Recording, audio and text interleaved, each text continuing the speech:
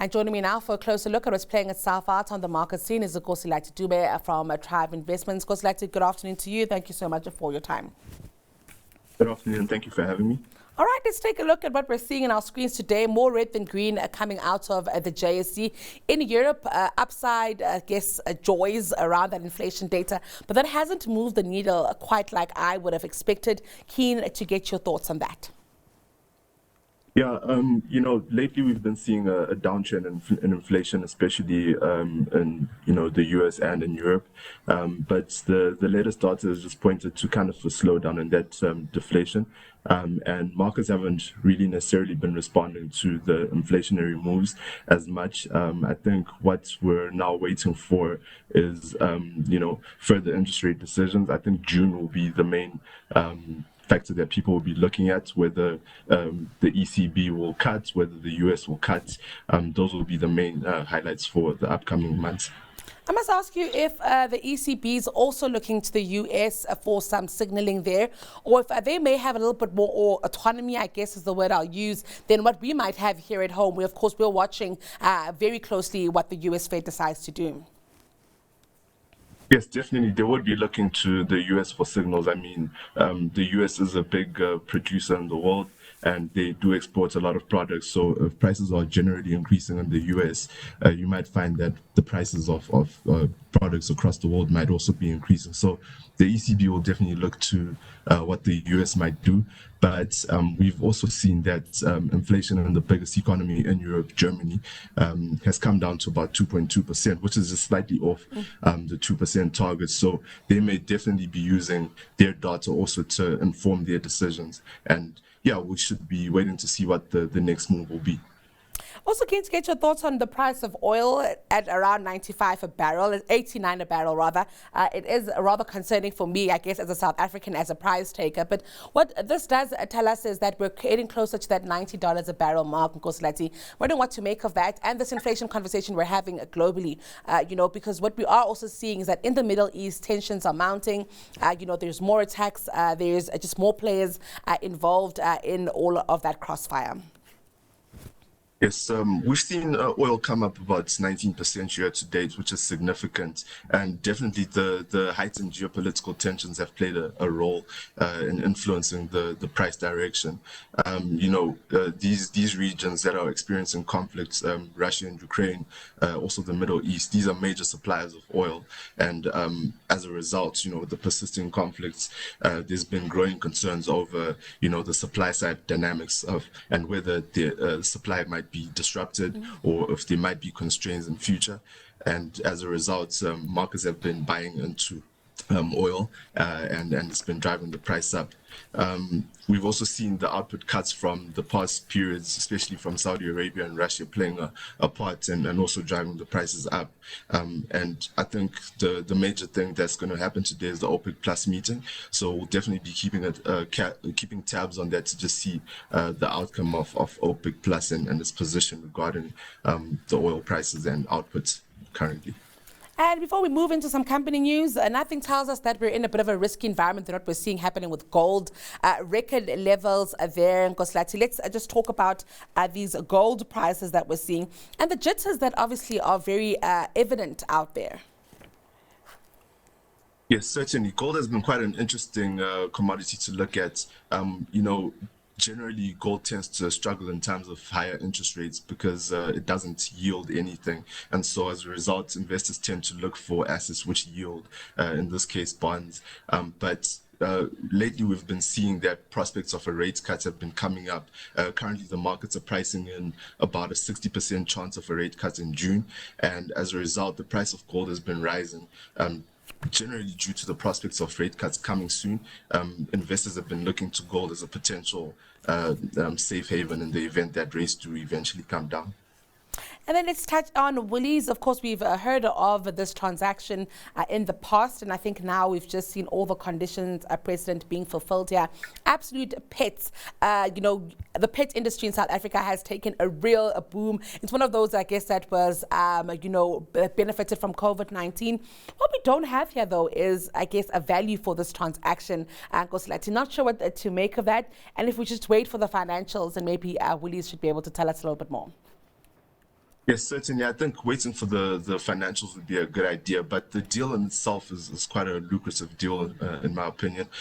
Absolute Pets is South Africa's largest specialist pet products company, which makes it a significant deal if you look at it. It's also a sign of commitment by the Woolies committees or investment committee to expand and diversify their operations, which could be welcome news for investors, and also it just also puts them in a place where they can compete better in the pet care industry, which is generally seen as a potentially growing market. Ideally, it would be a good move, in my opinion, if Woolworths was to get into the pet care industry, with full force, especially considering that their clients consider, or their customers consider their pets to be an integral part of their families. It could be a good way for them to capitalize on the opportunities to allow for their customers to buy food and clothing stuff, but at the same time, pet stuff in a one-stop shop type of environment. I will tell you, it's very interesting to see the personification of pets and Nkosilathi. I think this is an industry that will possibly grow in South Africa and around the world. I'm actually keen to get your stock pick, but before we do that, I'd like us to reflect on counters that have found favor with your industry peers. I've chosen OUTsurance today. In their recent interim results, OUTsurance's headline earnings per share were down 0.8%, so essentially flat. But gross written premiums were up 22%, which shows strength in their business trend. But earnings were flat because of costs associated with their new business activities, such as opening operations in Ireland. Also, if you look at their claims ratio, that increased from 54% to 59% because of natural events like adverse weather. But it is cyclical in nature, and the company should return to more normal claims ratios in the future, thus driving improved profitability. But their Irish operation holds, I think, much potential. It can be an important lever for future earnings growth as it gains market share in that country. But they are in the very early stages of operating in that country, and it may take a few years before it becomes profitable in its own right. And then another thing, last thing, the company doesn't only operate in short-term insurance. They also operate in life insurance, which has been gaining positive traction, which is another lever for growth. So as you can see, you always get something out.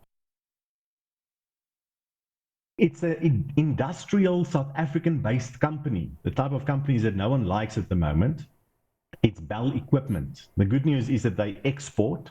So while their costs are in rands, their revenues are predominantly in non-rand currencies. And with the rand on a long-term weakening trajectory, that's reasonably good. They've got a very strong market in the mining equipment business, articulated dump trucks and a few other excavators and things that you might see, which we call yellow equipment. Obviously, the family has got a controlling stake, which is an interesting dynamic. Bell came out with results just last week, which were very good. It's trading on like a 3x price earnings ratio. But the big disappointment is that they did not pay a dividend with these latest results. So the share price is under a little bit of pressure today because of that. I would look through that and look at the company and seeing how healthy the company's position is. And if the family does want more of this company, they would need to pay a premium to buy out the rest. And if not, I think the pressure will build that they do start paying dividends again because the financial performance of Bell Equipment is very strong. So that's my stock pick tonight. We're also going for a KwaZulu-Natal-based company, SPAR. This is a recovery story. I mean, remember the SPAR share price was 220 Rand 2 years ago. It's now 86. The business has had some inept and compromised management, which have been changed. I think now they have a good chairman and a good CEO. And I think, it's a business that even in its current situation with all its missteps will still earn around 9 Rand. The share's 86 Rand, so on very depressed earnings, it's about a 10 PE. We think that the business could get to about 12 Rand earnings over the next 18 months. If you put that on a 12 PE, that's sort of 144 Rand. The share's 86, so 50% upside from here. It's not hard for them to fix their problems. They've got to sell Poland, probably sell Switzerland, and they've got to fix the SAP system, and then maybe deal with some sort of peripheral litigation that relates to the conduct of previous management. So it is a turnaround, but if you look at Shoprite, you're paying 70% of Shoprite's market cap for sales. In the case of SPAR, you're paying 11%. So I think it's worth a punt on the long side on the basis that the current management are likely to fix the problems that they have.